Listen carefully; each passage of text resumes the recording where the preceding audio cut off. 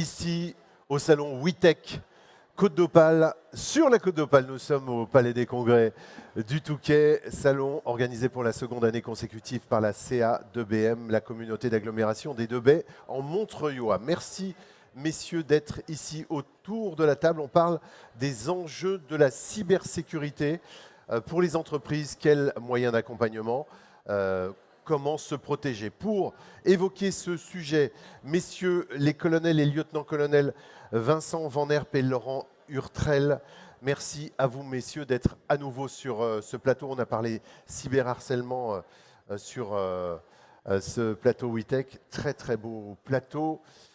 Déclinaison, bah oui, cybersécurité, cyberharcèlement, tout ça c'est du cyber et c'est très important. Je ne vous fais pas le cyber important, ça me vient comme ça. Merci Karim Djebar d'être là pour Axians. Vous avez certaines solutions à nous proposer, à proposer aux entreprises, ainsi qu'Adrien Leroy d'ODC. Et puis enfin, Jacques, vous êtes ici au nom du CITC, Jacques Elamar pour le CITC et le CSIRT. Ah, les acronymes, on n'en peut plus. Vous allez nous dire tout ce que c'est dans un instant. Merci Jacques Elamar. Messieurs les gendarmes, quand on parle de cybersécurité, cybercriminalité, Vincent Van Herp, vous voulez commencer? On plante le décor peut-être? De quoi on parle? De quoi on parle? De quoi on parle? On parle de la préservation du tissu économique. On parle de la préservation d'actifs matériels, immatériels. Concrètement, on parle aussi d'emploi et de préservation de l'emploi sur notre territoire. Mais que fait la gendarmerie ici en fait? C'est quoi vos fonctions à vous deux? Alors, je reprends sur mes fonctions. Moi, je commande le bureau renseignement de la région zonale de gendarmerie pour les Hauts-de-France. Voilà, alors on l'a dit tout à l'heure, on s'occupe d'ordre public, de sécurité publique. Voilà, en collaboration aussi avec le renseignement territorial. On s'occupe de problèmes aussi très, très sérieux qui peuvent être en lien avec les radicalisations, le terrorisme. Et puis, on s'occupe de façon... ça a toujours été sur la chaîne renseignement en gendarmerie, on s'occupe du renseignement d'intérêt économique, voilà, qui reprend en vérité la connaissance du tissu économique, des entreprises en général, les entreprises innovantes, de celles qui ont une importance pour la souveraineté économique de la France. Et à partir de là, eh bien, on fait rapidement le lien. Aujourd'hui, on n'emploie plus vraiment le terme sécurité économique d'ailleurs. Hein. On parle, et pourtant la cybersécurité fait partie de la sécurité économique, mais c'est vrai que le cyber prend le pas dans nos esprits. Et la cybercriminalité est une menace qui touche particulièrement les entreprises, aussi les collectivités, hein, mais on est plus là pour parler de la protection et de la sécurité des entreprises. Et c'est pour ça qu'on est présent sur de la sensibilisation autour de conférences, comme on peut le faire entre nous aujourd'hui, et puis sur aussi des actions de pré-diagnostic, de sécurité économique, cyber, de sûreté, qui peuvent apporter des aides, qui sont des aides à la décision pour l'entreprise, du conseil et de la préconisation. On n'est pas dans l'audit, hein, voilà, mais oui. On est dans l'aide à la décision pour l'entreprise, pour qu'on puisse lui apporter finalement des réponses sur sa maturité en termes d'hygiène et de sécurité numérique. Colonel Hurtrel. Alors oui, moi je vais juste compléter. En fait, à partir du moment où on est victime d'une attaque sur Internet, sur les serveurs, sur tout ça, on va dire qu'on est un peu le passage obligé pour porter plainte, rentrer dans le système juridique. C'est la police ou la gendarmerie. Donc à un moment, la victime va passer par un de nos services, on va dire, et on se doit de, comme dit mon collègue, sensibiliser un petit peu avant, intégrer les délits et prendre en compte les souffrances de l'entreprise ou des gens, etc. Et donc, on est un maillon obligatoire du monde civil, on va dire. Ouais. Et donc, on se doit d'être parfaitement informé et d'informer parfaitement aussi les futures victimes pour éviter de les voir. Et Tu as tout à fait raison, Laurent. Effectivement, il y a ce volet le volet prévention et puis le volet curatif qui est celui de l'action d'enquête. Mais il y a un ordre, c'est ce que vous dites. À partir du moment où les faits sont judiciarisés. Voilà. Ça. Où là, il y a d'autres. Alors ça, ce n'est pas nous, mais d'autres unités Oui, interviennent tant oui. pour les actes techniques d'enquête que pour l'aide technique auprès de l'entreprise ou de la collectivité. Là, on est en lien à ce sujet avec Jacques, puisqu'on est dans un écosystème. Oui. Hein, et c'est bien On va expliquer comme quoi découvrir. vous pouvez bosser en réseau, hein, c'est Tout le à cas fait. de dire. Oui, oui. Sachant que Laurent Hurtrel, vous, c'est un peu particulier parce que vous avez votre grade et votre uniforme de gendarme, mais que vous avez aussi, vous concernant, une appétence particulière pour le cyber, si j'ose dire. Oui, tout à fait. Alors en fait, si on veut, j'ai un emploi particulier, parce qu'en fait, je ne suis pas vraiment gendarme. Ça a l'air trompeur, hein, évidemment. Mais effectivement, aujourd'hui, je suis gendarme. Mais ce soir, je ne serai plus gendarme. Pourquoi? Parce que je suis réserviste à la gendarmerie. Et la gendarmerie fait appel à moi en renfort technique et en renfort, on va dire, de spécialistes dans la cybercriminalité. Parce que effectivement, j'ai une entreprise, je ne suis pas un passionné de l'informatique du début de l'informatique, on va dire, et j'ai navigué dans ce milieu depuis que ça existe, on va dire. Et donc, j'ai ma petite société, bien entendu, pour vivre, hein, de conseils, d'installation de réseaux informatiques, de domotique, d'alarmes, etc. Mais vous mélangez surtout pas les genres. Mais en revanche, on la mélange connaissance, pas les genres. voilà, c'est En ça. fait, si on veut, quand je travaille dans le privé, on va dire, je suis un entrepreneur. Et quand je m'habille comme aujourd'hui, bien, je pense gendarme. Donc en fait, c'est pas du tout le même monde, mais ces deux mondes se regroupent quand même. C'est ça. Donc c'est quelque ça. part, c'est intéressant et c'est très enrichissant, je dirais, à ce niveau-là, puisqu'en fait, on a deux casquettes. Et on essaye de rendre service au maximum à l'institution, Ouais. on va dire. Ouais, est-ce que Laurent représente ce qu'on fait à la région de gendarmerie, c'est-à-dire qu'on a un pôle de réservistes qui s'occupe vraiment des aspects sécurité économique et numérique, parce que c'est leur Vous n'êtes pas métier. des experts de. Non. Oui, c'est Tandis- ça. et voilà, Vous donc, allez chercher dans la. au-delà du vernis des premiers conseils qu'on peut porter, c'est intéressant d'avoir des gens dont c'est le métier dans le civil et qui par ailleurs sont investis comme réservistes dans la gendarmerie, voilà, et qui apportent donc une valeur ajoutée. Une valeur ajoutée et une vraie crédibilité dans notre propos. Alors, je vais tout à fait compléter en disant qu'effectivement, mon volet judiciaire, je suis pas très bon. Parce qu'en fait, ça, c'est pas. Mais chacun son domaine de compétence. Et pour le coup, c'est Vincent Van Herbe qui va donner des suites ou aller chercher les malfrats. Quoi. Oui, ou la gendarmerie orientée vers les services d'enquête spécialisés. Oui. Par contre, je vais apporter mes compétences dans le technique, dans l'environnement, notamment cyber, informatique, etc. Alors, on a bien compris le rôle de la gendarmerie, mais c'était important de le préciser maintenant, à ce moment-là du débat, pour poser les fondations. Vincent Van Herbe, vous avez salué, mon colonel, la présence de Jacques Elamar, le CITC et le CSIRT. Jacques, qu'est-ce que c'est? Moi, le CITC, j'ai une idée, mais le grand public ou ceux qui nous regardent ou qui nous entendent ici au Palais des Congrès du Touquet ne savent pas ce que c'est que le CITC, forcément. Ou le CISR. Oui, bon, enfin, allez-y. Ouais. Je vais vous simplifier la tâche. Oui, allez-y. Donc, le CITC, c'est le Centre d'innovation des technologies sans contact. Ouais. Donc, c'est un centre d'innovation qui a été fondé en 2009 par Shekib Garbi et qui est pour mission d'accompagner les entreprises sur des thématiques d'IA, d'intelligence artificielle, de cybersécurité et d'IoT. Oui, alors attendez, IoT, moi je sais, je connais. Le CITC, je connais bien. IoT. Alors, l'IoT, on va désigner par l'IoT tous les objets connectés. Voilà. Donc, Un peu de pédagogie. Faisons de la pédagogie. Voilà. Tout à fait. On a beaucoup de publics étudiants et même pour ceux qui n'y connaissent rien, mettons des sous-titres. Et voilà, sous le fameux CSIRT, votre fonction, Jacques, et vous bossez bien avec la gendarmerie. Voilà. Le CITC a piloté le projet du CSIRT, plus simplement. L'appellation de l'acronyme, on va appeler ça un CSIRT. C'est un centre de réponse aux incidents cyber qui est au profit des PME, des ETI, des collectivités, des associations de taille intermédiaire. Aujourd'hui, vous le savez, donc rappelle la taille d'entreprise, c'est quoi ça, par exemple? Les ETI, c'est une ETI, plus de 5000 salariés, etc. En fait, l'objectif, c'est que vous avez l'ANSSI, qui est l'autorité gouvernementale, qui, elle, va s'occuper des organes régulés, donc des opérateurs de services essentiels, des opérateurs d'importance vitale. Vous avez une plateforme qui s'appelle Cybermalveillance qui va avoir vocation à aider les particuliers et les TPE, mais c'est vrai qu'entre les deux, il manquait justement un maillon.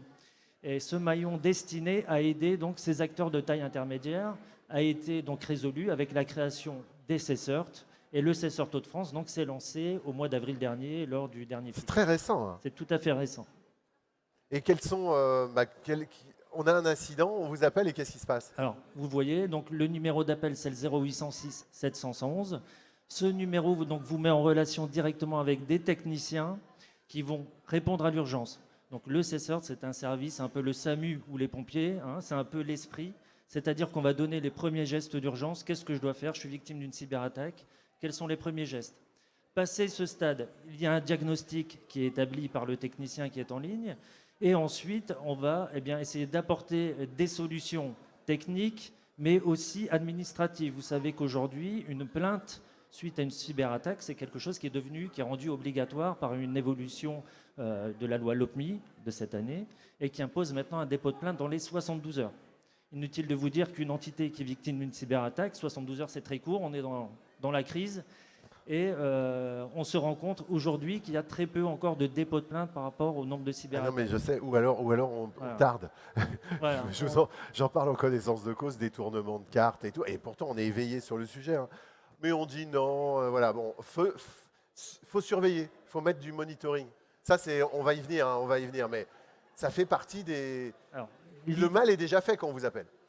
Voilà, le mal est déjà fait, donc on est là pour répondre à l'urgence. L'important pour les CSERT, c'est d'assister et de faciliter la victime vers des solutions techniques, mais aussi vers des solutions de plainte. C'est-à-dire comment je fais pour déposer plainte. Ça a l'air anodin, mais c'est pas si simple que ça. De se rendre en gendarmerie ou en police pour déposer plainte, on n'a pas toujours le vocabulaire technique pour expliquer ce qui s'est passé. Donc nous, on va faciliter, on a les points d'entrée pour justement accompagner les victimes. Vous savez aussi que dans le cadre d'une cyberattaque, il y a le RGPD qui entre dans la danse, parce que les données personnelles, ce sont vraiment le cœur et la cible des cyberattaquants. D'accord ? Donc ces données personnelles qui ont été subtilisées, qui ont fuité, qui ont été perdues, eh bien, la victime doit aviser la CNIL dans ces cas-là. Hein. C'est une notification qui doit être faite également dans les 72 heures. Donc, une de nos missions, c'est d'accompagner aussi les victimes vers cette déclaration qu'ils vont effectuer en ligne. Et puis, enfin, nous avons aussi la possibilité de mettre les victimes en relation avec des prestataires de proximité, hein, qui sont notamment ici quelques-uns, et qui vont pouvoir, à la demande de la victime, accompagner celle-ci dans la remédiation technique, qui est parfois ardue, pour des structures qui ne sont pas équipées en personnel pour répondre à ce type d'incident. Souvent, il n'y a pas de RSSI, il n'y a pas de personnel dédié à la cybersécurité dans ces entités-là, et c'est important pour elles qu'elles aient quelqu'un pour les accompagner dans la remédiation. Merci Jacques Elamar. Adrien Leroy, vous êtes parmi les prestataires, vous êtes bien entouré. En effet. Et vous entourez vous-même des boîtes qui peuvent avoir besoin de vous. ODC. Oui, bien sûr. Alors nous, on intervient en deux phases. Principalement, on intervient sur la phase de remédiation. Collez le micro. Oui, pardon. Notamment avec le CSERT, où on peut remédier à une cyberattaque. Mais on est plutôt dans de la prévention, où on va vraiment accompagner les entreprises du territoire pour se sécuriser, pour justement éviter qu'une cyberattaque se produise. Donc en amont, en prévention. Exactement. La première étape, c'est une étape qui est souvent sous-estimée, mais c'est la prise de conscience des entreprises. Aujourd'hui, tout le monde entend parler de cybersécurité, c'est vraiment une thématique qui revient tout le temps. Par contre, peu d'entreprises sautent le pas d'engager une vraie démarche cybersécurité. Donc nous, on intervient, et c'est pour ça aussi qu'on est là aujourd'hui, pour faire prendre conscience aux entreprises que la cybersécurité, ça se pilote au quotidien. Et souvent, quand une cyberattaque arrive, il est déjà trop tard. Pardon. Quand une cyberattaque arrive, il est déjà trop tard. Donc on intervient vraiment sur toute cette phase de préparation des entreprises pour justement éviter les cyberattaques. Adrien, on le répète, c'est un mantra. La question n'est pas de savoir qui va être attaqué, mais quand vraiment. Mais quand. Ouais. C'est ça. C'est ça. Aujourd'hui, il y a beaucoup d'enjeux qui sont notamment liés à l'arrivée de l'IA, notamment sur la partie phishing. il y avait encore des limites qui étaient par exemple la traduction. Phishing, Phishing, hameçonnage, on cherche à piéger quelqu'un, on lui fait de croire qu'on est une entité ou une personne. Et même les plus avertis peuvent se faire Tout à fait. vraiment, tout à fait. quand on a l'œil aiguisé. Et le phishing va vraiment être simplifié par l'arrivée de l'IA. Ce qui posait beaucoup de problèmes pour faire du phishing, c'est la traduction. Aujourd'hui, ChatGPT est capable de traduire dans un français parfait. C'est un vrai sujet, c'est-à-dire qu'on a même demandé aux intelligences artificielles, fais-moi un mail parfait, frauduleux, et il le fait. C'est ça, et même au-delà de ça, il est capable de récupérer tout un contexte d'entreprise, d'aller récupérer les données sur LinkedIn pour pouvoir construire vraiment quelque chose qui soit crédible. Donc c'est un des dangers de l'IA, Oui. ce serait de démocratiser l'arnaque, de faciliter. C'est ça, et tout le monde a utilisé ChatGPT principalement de nos jours. Il y a son petit cousin malveillant qui s'appelle WormGPT, qui lui n'a pas du tout de limite éthique, et on peut vraiment avec un prompt se faire nous-mêmes, alors c'est pas une pub, mais se faire nous-mêmes un logiciel malveillant. Et donc toute cette démarche de création de logiciels malveillants est simplifiée, ce qui fait qu'il y a vraiment un essor de la cybercriminalité qui est lié à l'arrivée de l'IA et la simplification de toutes ces étapes finalement de création. Et comment on s'en protège? Comment on s'en protège? Première étape, je le disais, c'est le déclic. Faire confiance à un partenaire qui va être capable de vous accompagner par des démarches finalement très simples. Prendre un contexte, quels sont vos besoins, comment vous travaillez aujourd'hui. Et il y a souvent quelques étapes clés, la sensibilisation des collaborateurs, comme le disait monsieur. Auditer l'existant pour comprendre quelles sont les utilisations de l'informatique aujourd'hui au sein de l'entreprise et pouvoir donner des bonnes pratiques de remédiation, sensibilisation, audit et derrière remédiation évidemment, puisqu'il faut derrière corriger tout ce qu'on trouve. Laurent Hurtrel. Juste une remarque, j'espère, pour répondre à ce que tu viens de dire, j'espère que l'IA va aussi être utilisée pour nous protéger de la même façon, puisqu'en fait, elle est utilisée pour nous attaquer, mais quelque part, on peut l'utiliser aussi pour se protéger ou détecter des mails frauduleux. J'espère que ça va aussi marcher dans l'autre sens. Il y a le même essor dans l'autre sens, effectivement. Aujourd'hui, tous les moteurs antivirus, tous les moteurs EDR, alors EDR pour les termes techniques et les sous-titres, Endpoint Detection and Response, c'est-à-dire que c'est un logiciel qui est installé sur les postes, qui permet de collecter un certain nombre d'informations et avec une base de données IA, on va justement déterminer si les comportements des logiciels sont malveillants. Et donc effectivement, on a les deux pans, le côté plutôt sain de l'IA. Les gentils et les côté, méchants. exactement, c'est toujours le jeu du chat et de la souris qui va être le plus rapide à se développer. Et nous, on accompagne justement ces entreprises pour éviter d'être la souris. C'est ce qu'on appelle la recherche heuristique, c'est ça, hein. La recherche heuristique. Souvent, quand on voit les antivirus dans les menus, il y a c'est le système où on fait jouer l'analyse comportementale. L'analyse comportementale. Voilà, c'est ça. C'est l'analyse comportementale et on joue dans un bac à sable. On va traduire. Une sandbox. Oui, mais on va traduire. Et résultat, on va juger le comportement de l'exécutable. Et on va lui dire, tiens, il pose des questions à la machine qui ne sont pas tout à fait normales. Vous avez pris merci Laurent Hurtrel. Karim Djebar, vous avez pris le micro. Karim, gardez-le, parce que chez Axience, vous avez aussi une expertise qui est tout à fait en accord avec notre thématique. Tout à fait. Donc effectivement, comme pour répondre aux différents points qui ont été évoqués, donc on arrive, nous, en mode un peu parfois pompier. C'est le cas d'ODC également. Donc on évite, en fait, tout l'objectif en fait, chez Axience, c'est de sensibiliser au mieux nos clients, qui sont effectivement des collectivités, des comptes privés, des grands comptes, des ETI ou même des plus petites entreprises, qui aujourd'hui sont toutes concernées par ces sujets de cybersécurité et d'attaque. Donc notre rôle va clairement être de les sensibiliser le plus en amont possible pour travailler sur différentes actions. Et l'intérêt, ça va être donc de mettre en place tout un pan d'actions qui sont à la fois des actions liées aux procédures, aux formations, mais également aux outils. Donc effectivement, le volet outils est un point important parce qu'il intègre aussi de l'IA, il intègre un certain nombre de sujets qui vont permettre aux entreprises de traiter le maximum d'alertes ou de début d'incidents. Mais c'est je dirais, une des conditions nécessaires, mais pas suffisantes, au traitement d'une attaque cyber. Donc aujourd'hui, clairement, les principales attaques, je ne vais pas rentrer dans les sujets trop techniques, mais les principales attaques, elles sont quand même liées au phishing. Donc je dirais le vecteur le plus impactant en termes d'attaque cyber, c'est le phishing. Et c'est quoi la différence entre phishing et phishing? Entre phishing et Phishing. Pour moi, c'est globalement les mêmes. Enfin, on parle de phishing, de smishing, donc c'est aussi les sujets. C'est aller à la complets. pêche. Hein. Voilà. Donc, effectivement, on utilise donc des ruses pour capter donc de l'information côté utilisateur. Hein. Parfois, donc, elles sont croisées entre du SMS, du mail et autres. Hein. Donc, c'est aujourd'hui, je dirais, l'une des portes les plus utilisées par les attaquants. C'est les faux sites, clairement, et c'est nous-mêmes qui rentrons les données. Voilà, vous rentrez vos credentials, vos données, vos comptes, etc. Donc, et c'est un sujet donc, qui est quand même très, je dirais très simple à adresser si toutefois donc, on avait tous capacité et les bons réflexes quelque part à ne pas tomber dans ces pièges-là. Et malheureusement, donc, on en discutait juste avant là, avec Jacques, donc c'était un des points pour nous qui nous semblait comme très, très pertinent. On a beau monter des forteresses en s'appuyant sur des outils, sur du conseil, sur de la sensibilisation, pour éviter d'arriver à ces phases de réponse à incident, on est tous en panique, que ce soit les clients, on fait appel à la gendarmerie, au ComCyberGend, etc., à l'ANSSI, pour pouvoir donc trouver des solutions et éviter que la situation donc dérape complètement, alors qu'au final, il serait tellement plus simple de dire voilà, toutes les portes sont verrouillées, mais il y a toujours en fait un petit aspect qui parfois n'est pas un aspect lié aux outils.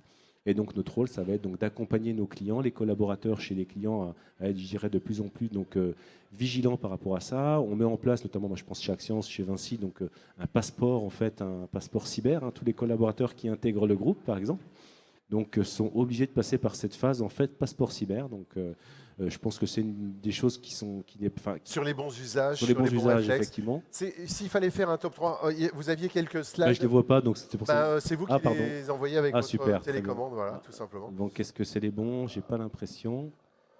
Non, je pense très concrètement, ça c'est ce qui se passe dans une maison. Ouais, voilà, donc c'était effectivement, je pense que c'est pas les bons parce qu'ils sont très orientés industrie, mais c'est pas très grave. Alors, Karim, on va être très concret, si vous le voulez bien, chacun.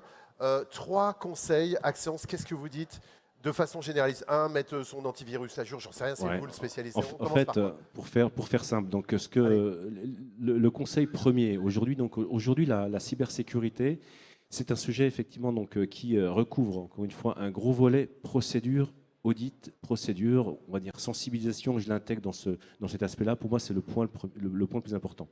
Le second point, effectivement, vous l'avez cité, hein, c'est comment je me mets donc je dirais à niveau, comment je mets à niveau mon infrastructure SI en appliquant donc effectivement les bonnes règles de sécurité, les firewalls, la partie donc EDR. On parlait d'outils, donc je mets les outils je mets tous les outils dans le même sac et je dis donc l'aspect outil est important. Donc on doit effectivement donc se mettre en ordre de marche par rapport à ça.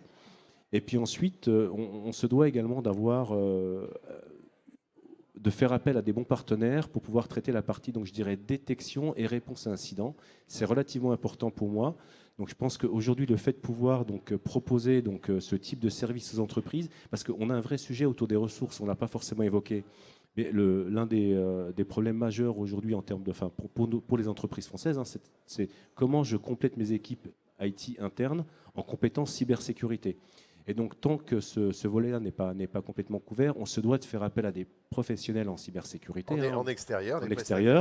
Donc, d'ailleurs, il y a quelques chiffres qui sont intéressants. Je crois qu'aujourd'hui, donc la carence en termes de compétences cyber en 2022, je crois qu'on parle de près de 15 000 ressources non couvertes en France. Ça veut dire quoi? C'est des postes à pourvoir? C'est des postes à pourvoir aujourd'hui qui n'ont pas pu donc trouver preneur. Et donc sans ces postes-là, c'est comment je fais pour compenser, hein, en faisant appel donc effectivement à des entreprises spécialisées. Donc ça, c'est un point important. Et aujourd'hui, ce point-là, c'est clairement donc pour moi un point majeur donc des sujets de cybersécurité. Adrien Leroy, pratico-pratique, le top 3 ou top 5 des actions à mettre en place dans sa boîte. Le plus important, c'est de se rappeler qu'il y a toujours un humain derrière un outil. Tous les outils qu'on met en place sont à destination d'un humain. Et la sensibilisation des collaborateurs, c'est une des étapes clés pour se dire qu'on se sécurise. La deuxième étape, c'est de pouvoir auditer l'existant, je disais tout à l'heure, mais vraiment prendre conscience de qu'est-ce qui est en place aujourd'hui dans mon entreprise et ce sur quoi je suis à risque aujourd'hui.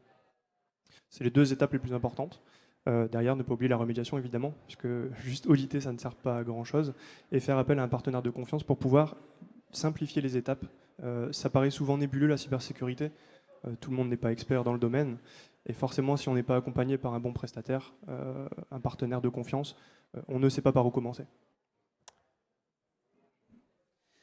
Alors moi, je vais m'adresser vraiment directement à mon cœur de cible, c'est-à-dire les PME.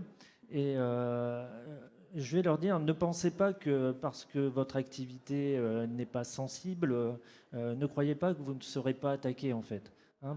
Tout le monde potentiellement, à partir du moment où on est connecté, on est une cible. Et les cyberattaquants le savent très bien et profitent aussi de la facilité à attaquer ces PME et ces collectivités. Par expérience, on constate que souvent les failles, ce sont les mêmes, ce sont les mots de passe. Les mots de passe qui sont trop faibles, qui sont utilisés pour plusieurs comptes, ce qui est à proscrire. Hein. Donc c'est si vous voulez, une préconisation, c'est vraiment utiliser des mots de passe forts, au moins 12 caractères, 16, c'est vraiment très bien, avec majuscules, minuscules, caractères spéciaux. Un mot de passe pour chaque usage, très important. Nous, au CESERT, les appels que nous recevons qui sont consécutifs à des incidents sont souvent basés sur des mots de passe défaillants, sur le MFA. Alors, qu'est-ce que c'est le MFA? C'est la double authentification, hein, qui est rarement activée, en fait, qui ne demande aucune compétence technique, juste une fonction activée. Jacques, ça sauve, hein, la double authentification, ça sauve. Hein, parce que vous vous êtes fait berner. Il y a la confirmation, d'ailleurs, c'est ce qu'on fait avec les règlements, hein, souvent. Alors ça s'appelle Sécure quelque chose, enfin ça dépend de votre prestataire, mais on n'y pense pas souvent à cette fameuse double... Mais non, hélas, alors que ça peut vraiment vous épargner une cyberattaque qui va vous coûter cher. Les mots de passe, la double authentification, les mises à jour, c'est effectivement quelque chose qui parfois passe au travers des mailles du filet. Et puis, comme l'a dit mon prédécesseur, son intervention, ce sont aussi la sensibilisation. Elle doit être récurrente en entreprise et vraiment sur le phishing, qui est vraiment, on va dire, 93% des attaques à peu près passent par le mail. Ouais. Hein. Alors moi je vais rebondir aussi, effectivement, donc tout est presque dit, mais pas encore. Et il y a quelque chose qui a été, à mon avis, oublié, un outil avec lequel j'ai sauvé beaucoup, j'exagère, mais je ne suis pas un Zorro du coin, hein, mais je veux dire, j'ai sauvé quelques serveurs d'entreprise et qui n'a pas encore été évoqué, c'est la sauvegarde. Pour moi, la sauvegarde, c'est primordial, c'est-à-dire que c'est le rempart ultime. On va perdre peut-être une journée de travail, mais la sauvegarde quotidienne sur un support déconnecté, hein, bien entendu, il ne faut pas qu'il soit connecté en permanence, eh bien, ça va être l'ultime mur, c'est-à-dire la possibilité de retrouver les outils de travail de la veille, évidemment. La souveraineté sur ces anciennes données non infectées. Exactement. Ouais. Et ensuite, effectivement, après, on peut compléter avec la sensibilisation, etc., etc. Alors, vous parliez de phishing. Alors maintenant, la CNIL parle beaucoup maintenant du vishing, c'est-à-dire l'arnaque par la voix. C'est-à-dire que l'intelligence artificielle permet de simuler des voix et tenir une conversation humaine par rapport à des machines. Oui. Et ensuite, on va dire, alors pour rebondir aussi, alors on en parlait hier au bureau, c'est important. Alors, sous réserve, on n'a pas vérifié les sources. Attendez, j'insiste un peu avant que vous enchaîniez sur... J'ai ma voix, on a la voix de... On invente la voix. On a la voix on récupère la voix. En fait, c'est un de échantillon votre de notre directeur. Allô, c'est moi. En fait, c'est pas la personne, c'est du deepfake. Voilà. C'est vraiment mais en vocal. C'est ça. Et donc, du coup, bah oui, je l'ai eu au téléphone, j'ai bien reconnu sa voix. En et fait, il m'a bien dit, pas OK, je dois faire je dois virer sur le compte d'un tel. L'arnaque au président. Ah, c'est une amélioration de l'arnaque au président. Modernisé. Et là, à mon avis, encore une fois de plus, et alors, comment on c'est s'en prémunit imparable. Oui, mais alors, comment on s'en prémunit de ça? On peut pas. Ah ben si, c'est très simple. Double authentification. On rappelle le président nous-mêmes et on dit ou le président ou le service comptable, etc. C'est-à-dire très concrètement, on nous demande de faire une opération sensible. Ça nous vient de notre patron, notre N+1. Eh bien, on a un doute, mais comment ce doute on fait un contre-appel. Après, vous savez, c'est des procédures radio dans le monde militaire de faire des contre-appels pour vérifier la source de l'appel. D'accord. Hein, ça, c'est important.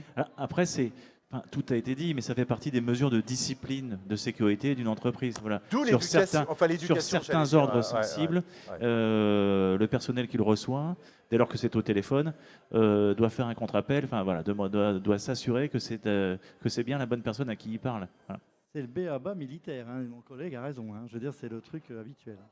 Il faut vraiment partir du principe que toute information descendante est falsifiable. Et donc, à partir du moment où on demande de faire quelque chose de sensible, il faut vérifier l'information. Donc, c'est ce double contrôle, cette partie MFA, entre guillemets, où on va contrôler l'information. Et on Tout ce qui sort en fait du contexte habituel doit être contrôlé, recontrôlé. En fait, aujourd'hui, dans l'aspect sensibilisation, et en général, ce que vous évoquiez, c'est rarement le N+1 qui sollicite. Hein. C'est souvent le N+3, le N+4. Et donc c'est pour cette raison que la personne qui reçoit cette demande est complètement en fait dépassée. C'est le N+1, la limite, il me demande ça. Enfin, j'ai le réflexe de il y en a de plus en plus, c'est ça que vous nous dites. Il y en a, oui, il y en a par le. C'est de l'escroquerie, hein, donc ça n'a rien de nouveau, c'est simplement le support qui est nouveau en général. Hein, le mode opératoire qui change. Mais on est sur 75% d'escroquerie et un bon escroc, si je peux parler comme ça, mais il sait choisir son point d'entrée, sa cible. Il a peut-être déjà eu au téléphone. Enfin, c'est un jeu d'acteur. C'est un jeu d'acteur. Si vous le faites à la bonne heure, le bon jour, et si vous avez la crédibilité dans la voix, vous ferez craquer, comme vous le disiez, le N+4 qui est un peu largué, qui se dit c'est forcément vrai et qui est un peu impressionné par la présentation qui lui a été faite. Et juste peut-être pour compléter, ce qui est quand même aussi parfois perturbant, hein, et on ne l'évoque pas suffisamment, je pense que la partie en fait OSINT, donc je vais expliquer ce qu'est l'OSINT. L'OSINT, c'est l'Open Source Intelligence. En fait, aujourd'hui, n'importe qui, chez un bon attaquant, peut récupérer énormément d'informations sur le comité exécutif d'entreprise, de COMEX, les personnes. Et en fait, fort de toutes ces informations, on est capable de monter un scénario hyper crédible. Et aujourd'hui, en fait, on se dit que ça doit forcément être lui. Il a toutes les infos et on n'hésite pas à cliquer ou à faire ce qui est demandé parce que l'information, elle est visible de partout. Elle est partout. Elle est partout. Et il faut faire. Enfin, quand on parlait de sensibilisation, c'est aussi ça. C'est ne pas diffuser. Quand vous diffusez, faites attention, etc. Ça fait partie des points. C'est primordial. Hein. C'est de la préparation d'attaque en vérité. Hein. Donc, et avec l'ingénierie sociale, tout ce que vous trouvez sur des sites officiels et sur les sites des entreprises, ça apparaît comme pas forcément sensible, mais ce sont des informations liées à l'humain, toujours, et à la compréhension. Pour mettre en confiance, tout ce qu'on publie qui permet de mettre en confiance et qui donne de la crédibilité. Techniquement, on l'a vu sur le phishing. Le phishing, en fait, c'est souvent un message avec un lien à cliquer. Et on passe son temps à expliquer aux gens, le lien qui est marqué n'envoie pas nécessairement à l'endroit qu'on imagine. Il faut toujours regarder le lien hypertexte qu'on appelle. À gauche, dans le navigateur. Ouais. Et ensuite, c'est la même chose pour le téléphone. Aujourd'hui, le téléphone est sur IP. Donc, il est très facile, je veux dire, d'usurper le numéro de téléphone entrant. C'est-à-dire qu'à ce moment-là, vous allez recevoir un coup de téléphone sur votre portable. Si vous avez la personne dans votre agenda, elle va s'afficher. Et ce ne sera pas du tout le bon interlocuteur. Et donc, ça va aussi mettre en confiance la personne, etc. Et en plus, il y a toujours la méthodologie. Bien entendu, il y a l'engineering social, évidemment. Mais en plus, il y a toujours le ton. Le ton qui est très énervé. Je suis à l'étranger, j'ai besoin d'un virement, je suis emmerdé. Ou alors le truc, c'est je dois faire un investissement profitable en entreprise. Est-ce que vous pouvez virer les fonds? C'est l'opportunité de l'entreprise, etc. Et c'est toujours le vendredi soir, avant la fermeture des bureaux. La personne n'a aucun moyen, elle est soumise et elle joue sa carrière en plus. Et il y a eu des tas d'usurpations comme ça qui ont fonctionné. Je voudrais insister sur une chose, c'est sur les conséquences de ça. Parce qu'effectivement, là, on voit bien, on est véritablement finalement sur l'exploitation de la faiblesse humaine, de nos propres faiblesses. Donc finalement, rien de nouveau sous le soleil. Là où tout ce qu'on a pu dire, tout ce que vous avez pu dire sur la sensibilisation, la formation du personnel, la mise à niveau de l'ensemble de ces systèmes d'information, tout prend son importance quand on regarde les conséquences d'une arnaque au président, parce que c'est pas forcément sur un gros groupe, c'est pas forcément sur des grosses sommes. L'escroc, c'est sur la répétition qu'il est intéressé dans ses bénéfices. Donc ça peut aller vers notre cœur de métier, comme tu le disais Jacques, vers les PME, TPE. Ça peut être que quelques milliers d'euros, ça peut être que quelques dizaines de milliers d'euros, mais ça peut avoir des conséquences redoutables sur une structure petite, avec une petite trésorerie, et ça peut aboutir, comme ça, sur une petite erreur humaine du vendredi soir, à la fermeture de l'entreprise. C'est ça qui est important aussi. On réfléchit toujours en très grosse arnaque, en très grosse somme, sur des sociétés qui peut-être auront les moyens de se relever, ou la bonne assurance. Là où il est important d'insister, c'est sur les gens qui ont le moins de moyens pour se protéger de tout ça et qui se retrouvent, qui voient leur activité s'arrêter à cause de ce type d'escroquerie via les réseaux numériques. Voilà, avant les derniers conseils, Jacques Ouais, Alamar. pour compléter le propos de Vincent, c'est vraiment ça. Une PME sur deux aujourd'hui met la clé sous la porte dans les 6 mois après une attaque sur le mode opératoire du ransomware, du rançongiciel. Donc c'est malware qui vont chiffrer les données du système d'information. Vous nous donnez temps pour débloquer la situation, Exactement. sinon vous êtes mort. Soit on vous donne la clé de déchiffrement pour le versement de la rançon. Ça fait des dégâts colossaux sur l'activité économique, mais aussi sur le plan humain dans une entreprise. Alors nous suivons des entreprises qui sont malheureusement touchées. Parfois, ce sont des boîtes familiales. Il y a une vraie histoire derrière. Et sur une attaque de rançongiciel, c'est l'histoire d'une famille qui peut s'écrouler. Hein, et donc l'impact humain n'est pas à négliger. Nous, au téléphone et sur notre centre d'appel, il n'est pas rare d'avoir un quart d'heure, 20 minutes à rassurer les gens, hein, à discuter avec eux, parce qu'ils ont besoin d'un échange humain. Hein. C'est très très important aujourd'hui, dans une société qui est parfois aussi un peu déshumanisée, d'avoir un contact humain. Et on se rend compte là justement de l'impact de la cyberattaque qui est comparable à une agression physique. Donc on n'est pas très fier d'en parler, on a un peu honteux. Et en plus, au point de vue de l'image de l'entreprise, vous pensez bien, par rapport aux partenaires, aux clients, c'est toujours un peu délicat de parler d'une cyberattaque. Donc effectivement, l'impact humain, c'est quelque chose vraiment de très important à signaler dans ce débat sur la cyber. Dépôt de bilan, divorce, dépression. Enfin, les 4D, vous connaissez ça. On ne vous le souhaite pas, évidemment. Et pour se prémunir, quelques sites peut-être les uns les autres, un portail cybermalveillance. Cybermalveillance est parfait pour tous les renseignements, Ouais. un petit peu pour, on va dire, déblayer un peu le terrain, voir un petit peu les conseils. Après, il y a le site de l'ANSSI, hein, quand même, qui est quand même le gendarme français d'Internet, sur lequel on peut retrouver un tas de guides avec les bonnes pratiques, C'est ça. etc. Guide d'hygiène, ouais. Guide d'hygiène de Hygiène l'ANSSI. informatique, exactement. Alors maintenant, il faut prendre le temps de le lire. Ouais. Mais effectivement, comme vous le souleviez tout à l'heure, aujourd'hui, de plus en plus, on a affaire à une multitude de passeports Internet, on va dire, c'est-à-dire on va dire un genre de plan de réflexion où j'en suis dans ma protection d'une manière générale. Ça commence par les clôtures, hein. Ce n'est pas nécessairement que des réseaux, ça commence par les clôtures. Qui peut rentrer dans mon entreprise? Est-ce qu'on peut rentrer facilement? Est-ce qu'on peut accéder aux serveurs facilement? Parce que là aussi, la gendarmerie, quand je suis gendarme, on assiste à des choses où en fait on est stupéfait. Un individu est arrivé dans les couloirs, la baie informatique est accessible, il met la main, il met une petite clé USB qui lui permet d'ouvrir un port, et après, merci, excusez-moi, je me suis trompé, et il s'en va, et personne n'a vu la différence. Et à partir de moment, il ouvre la porte à son serveur, et c'est un truc, mais c'est là, vous pouvez mettre tous les pare-feux que vous voulez, toutes les choses possibles. Ben là, il n'y a rien qui marche. Oui, rapidement. Vraiment pour compléter, hein, enfin, c'est exactement ça et c'est vraiment très surprenant. Dans nos actions de sensibilisation amont, parce que l'objectif, encore une fois, c'est de mettre en place le maximum d'actions en amont pour éviter de se retrouver dans la phase où on doit traiter un incident. Et dans les actions amont, donc on fait de l'audit d'intrusion au sens pen testing, etc. Et on complète ces audits par un audit plus global. En fait, on parle de red teaming. Et là, en fait, on essaie de s'introduire chez un client. Et on arrive, en fait, et ça on le voit, mais pas tous les jours, mais quasiment. Et on arrive, en fait, une personne qui n'est pas dans l'entreprise, etc., arrive à accéder parfois au bureau du président, à la salle informatique, à rentrer dans la salle informatique. Et vous imaginez l'impact que ça peut avoir. Et ça, c'est des choses qui sont très courantes et dans des structures qui ne sont pas forcément des toutes petites structures. Hein. Et c'est même peut-être plus facile d'accéder parfois dans des grandes structures et de se retrouver effectivement donc, dans un local informatique où là, on peut tout faire tomber. C'est surprenant. Je vais rajouter simplement, quand on voit des films d'espionnage ou des choses à sensation, et on voit les gens, enfin, les équipes de ménage, ceux qui font le ménage le matin, il n'y a personne dans l'entreprise. un petit bifton, j'exagère, je vais parler comme ça, mais allez, est-ce que ils connaissent rien en technique, hein. Simplement, on vous demande, vous êtes là, mettez simplement le truc derrière, là, et puis on vous donne ce qui va bien et c'est tout. On ne sait pas à qui on a affaire. Et combien d'entreprises ont analysé les gens qui rentrent, les services dédiés, enfin prestataires de services?